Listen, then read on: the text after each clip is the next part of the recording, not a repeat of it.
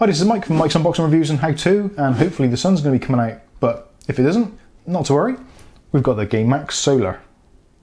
Keep watching to find out more.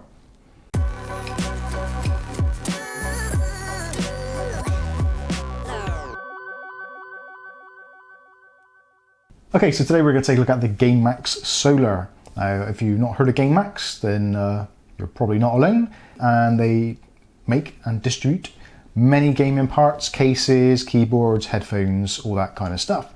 A few people have been sort of messaging me and saying, have you seen any of the GameMax cases? What do you think of them? And my honest answer was, I've not seen them, I've not had one, I don't know the answer, so I'll try and find out. Therefore, this leads me onto the GameMax Solar. So this is a ATX desktop case, which is in the, I would class the upper budget. So this in the UK retails in the region of about £50 to £60, depending where you shop, and comes complete with a tempered glass side panel. You've got RGB, addressable RGB strips on the bottom, on the front. You've got room in there for 2 hard drives, 2 SSDs. You've got room for 6 fans, 1 on the rear, 2 on the top, 3 at the front. So that's a lot of fans already. Water cooling options, 360mm rad at the front, 240mm rad on the top, 120mm, maybe 140mm on the rear. So plenty of water cooling options, plenty of fan options, and actually quite a lot of room to do pretty much most things.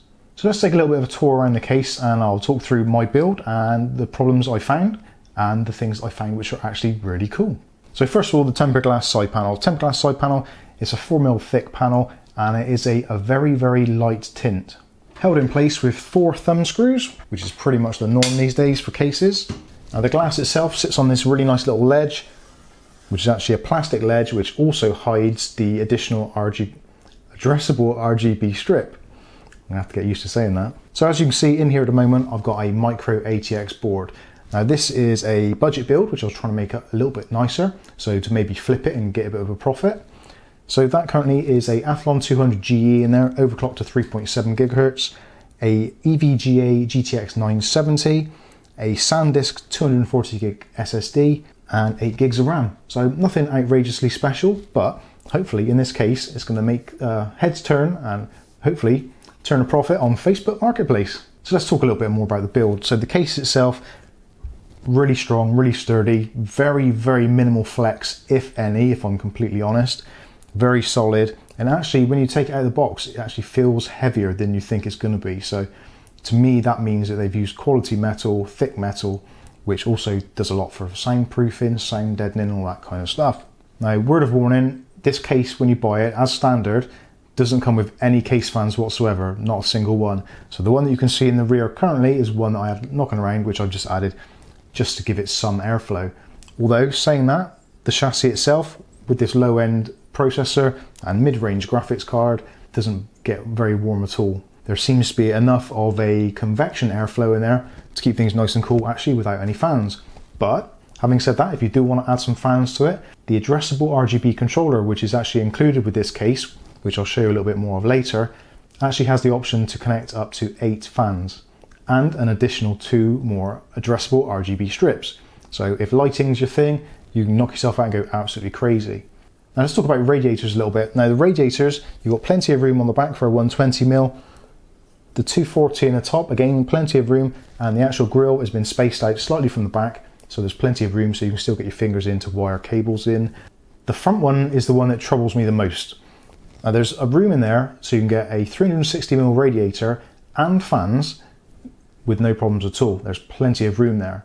The thing that does trouble me is the ventilation on the front. Now you've got a filtered air intake at the top, and you've also got a non-filtered air intake at the bottom. Now the front panel actually comes off relatively easily, and there's only one cable which leaves the addressable RGB panel on the front. So along with the RGB on the base, you've also got the RGB on the front, which they both follow through and are in sync with each other, which is really nice. So let's take this front panel off and I'll give you a better look inside. So there we go, with the front panel off, you can see there's a massive cutout there. So you can get 120mm, 120mm, 120mm. There is actually screw holes there for 140s, so you could probably get 2 140s in there, I think. And as you can see at the bottom, this is the unfiltered intake, so there's just basically a gap there. So the air is going to come up underneath and straight in through. Also at the top, which is now the bottom, there is a filtered air intake there. So talking more about the build, putting the motherboard in, absolute piece of cake. There is a little socket screwdriver included to put the standoffs for the motherboard, which is awesome.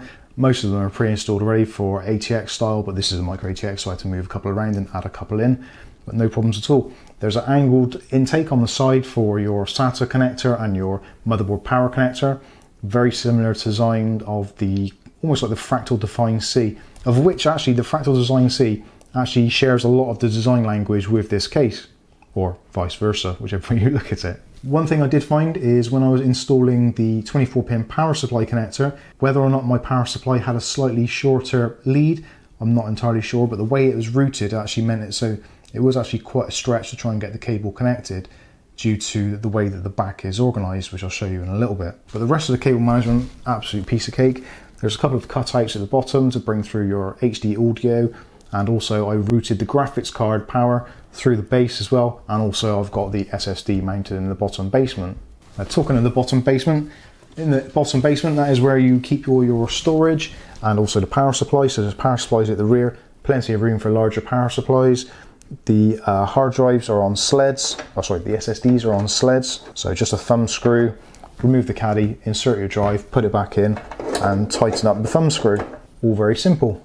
Other areas of note on this particular motherboard, connecting up the front I/O panel was an absolute breeze. Again, you've got sideways incoming cabling on the side, which is pretty much hidden, so they just come through quite easily there, no problem at all.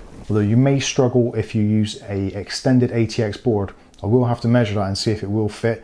I don't think an eATX will fit in here, but I will put the dimensions, etc. in the description below so you can check out for yourself, so if that is a consideration you're making.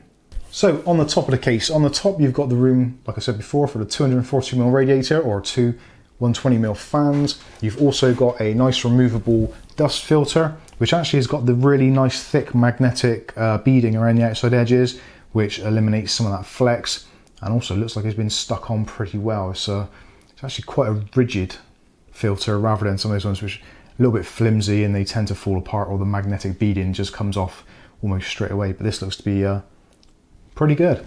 Like I said, the fans are slightly offset from the back of the motherboard or the motherboard tray, so no problems with getting cables and connectors up behind there.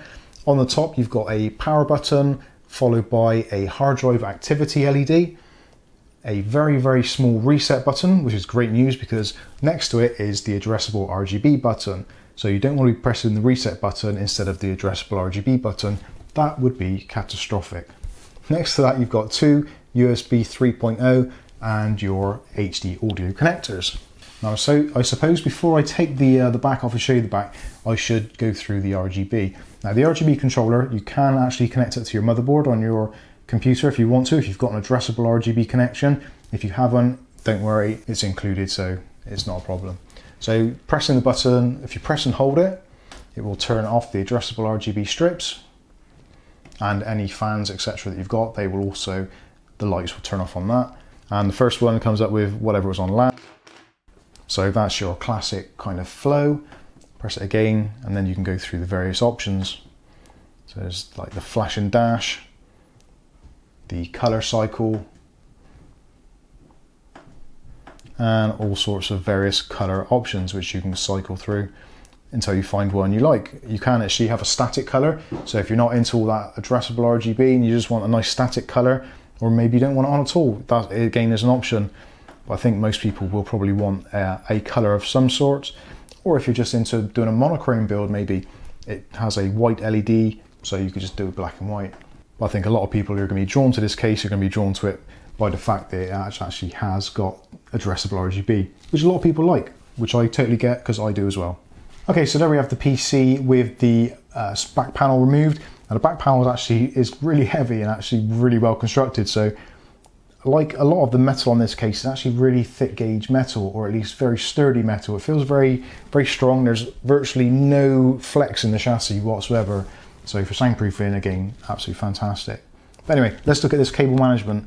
So top left, we've got the RGB controller, which again, you can connect up to 8 additional fans. Plus you can connect 2 addressable RGB strips if you wish to.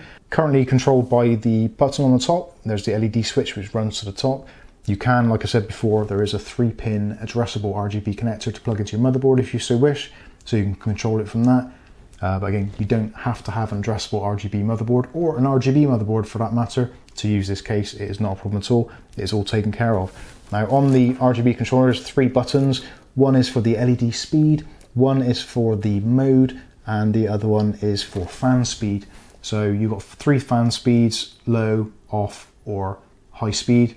So high speed normally on the fans that come or can come with it, the ones specifically for it, the GameMax ones, I think they've got a maximum rotational speed of about 1100 RPMs, so not very loud by any means. And on the low setting, probably around about 600 to 700 RPM. So chances are you're never going to hear them when they're running. So the need for a separate PWM controller, really not a problem. Cabling is all taken care of. There's actually 2 sections with a Velcro strap, very much like the Fractal Define C, which actually shares a lot of design language with this, which I'm not sure if I've already said already, but it definitely does. Definitely does. There's a lot of similarities. One similarity it doesn't have, unfortunately, is the Define C actually had a really good cable management section on the back and had a little bit more depth. This one is actually particularly shallow. There's not a great deal of room. The room that you've gained on the other side to use larger CPU coolers, you can actually use a CPU cooler up to 180mm. So there is a lot of room on that side, but unfortunately it's taken room away from this side. So getting cables to fit in here is challenging. Now I've used a Rio Toro Builder's Edition 500 watt power supply, specifically because I knew it came with these kind of licorice cables, which are flat and fit in here very easily. Having said that, I still find it quite a stretch to get the 24-pin cable up and round there, because it wouldn't go down here. Well, it would go in there, but then it would be slightly troublesome to try and get the back panel back on, which I didn't want to go through that.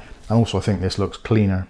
And speaking of which, all the cables, this is actually a fully wired power supply, not a modular one, so all the cables that came with it are stashed in here somewhere. The Molex is at the front, which actually controls the addressable RGB controller, which is a shame to see Molex, but I keep on harping on about it. It's not the end of the world, but it would be nice to see SATA. At the bottom here, you've got the section for hard disk drives. So you can get 2 hard disk drives in there. The caddy itself, you remove the caddy, put one drive on the top, and you can put another drive on the bottom, and it attaches with thumb screws to the bottom. So that's all well and good. If you're using hard disk drives, I think a lot of us tend to not use hard drives now, or if they are, they're external ones or network storage, that kind of thing. But again, it's an option if you want to use it. Power supply fit in there very easily. Like I said, it's only a 500 watt power supply. It's quite a smallish one, but again, you could have had a bigger one in. And if you wanted to, you can remove the hard drive caddy altogether and give you more room for cabling. Lots and lots of options. The cutout on the back for gaining access to CPU controller, CPU cooler, or if you want to add water cooling, really good access to that. That's in a fantastic place. It probably couldn't have been put anywhere better, to be honest with you. Some chassis I've looked at recently have had weird cutouts where half of the kind of the CPU backplate was, so even though you've got a cutout, you still have to take the motherboard out to remove the backing, which was odd.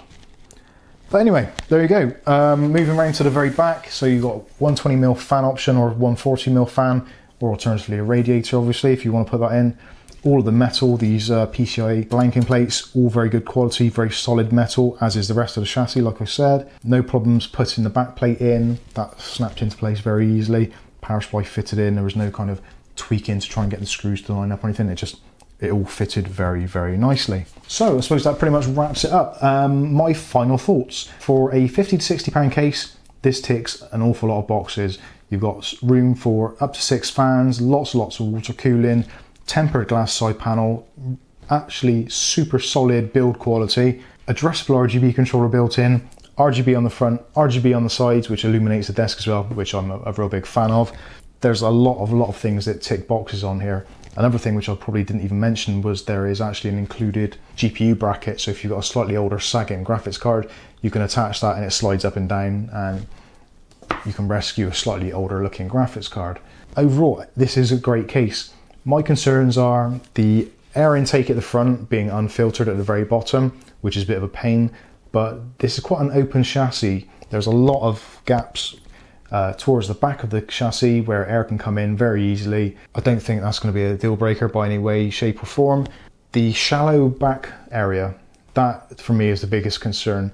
For people with power supplies that maybe haven't got flat cables or a slightly older power supply which is like quite chunky, you may struggle to get the wires actually in the back there and make it all look nice, or you may have to wrestle with the back panel to get it back on after, which is not a great thing. So I think they've actually, where they've added the CPU clearance on the front, which actually makes it look a lot nicer because you haven't got the CPU cooler kind of flat with its nose up against the window, that does hamper the wiring on the back. But essentially, you very rarely look at the wiring on the back, you're more likely to be looking at what's going on inside, and that looks much better because of the distance it is back.